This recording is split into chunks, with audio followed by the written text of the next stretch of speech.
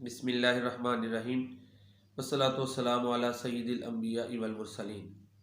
محترم ناظرین، السلام علیکم ورحمۃ اللہ۔ صحت اور شفا اللہ تعالیٰ کی ایک عظیم نعمت ہے، اور اس کی اس وقت قدر زیادہ عیاں اور واضح ہوتی ہے جب انسان ان سے محروم ہوتا ہے۔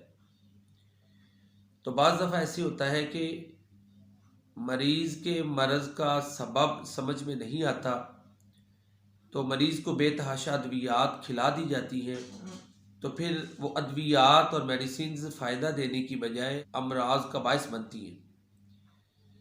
ان حالات میں مریض مزید پریشان ہو جاتا ہے، اور اس صورتحال میں بعض دفعہ یہ بھی ہوتا ہے کہ بے تحاشا ادویات استعمال کروائی جاتی ہیں، اینٹی بایوٹک جو ہے ان کا سہارا لیا جاتا ہے۔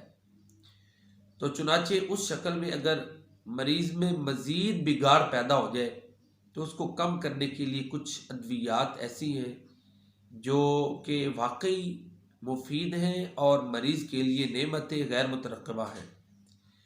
ان میں یوں ہے کہ اگر بہت زیادہ ادویات استعمال کرنے کے باعث معدے میں ڈسٹربنس پیدا ہو گئی ہے تو اس شکل میں نقص وامیکا، اور اگر ساتھ متلی اور قے والی کیفیت ہے تو ایپیکاک کو بھی ساتھ شامل کیا جا سکتا ہے۔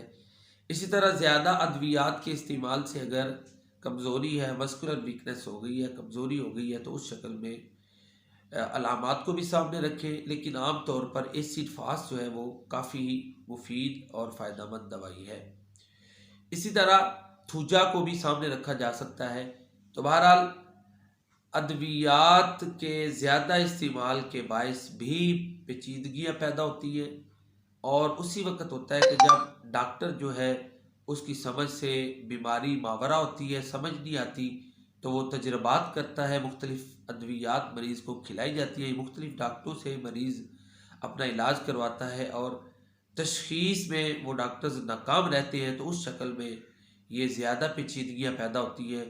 تو اسی طرح اگر معدے کی خرابی کے ساتھ ساتھ منہ میں چھالے پیدا ہو جائیں تو بوریکس جو ہے اس کو بھی سامنے رکھا جا سکتا ہے۔ اسی طرح اگر جو غدود ہیں لعاب پیدا کرنے والے وہ ڈسٹرب ہو جائیں تو پھر برائے اونیا جو ہے اس کو سامنے رکھیں۔ اس کے علاوہ اور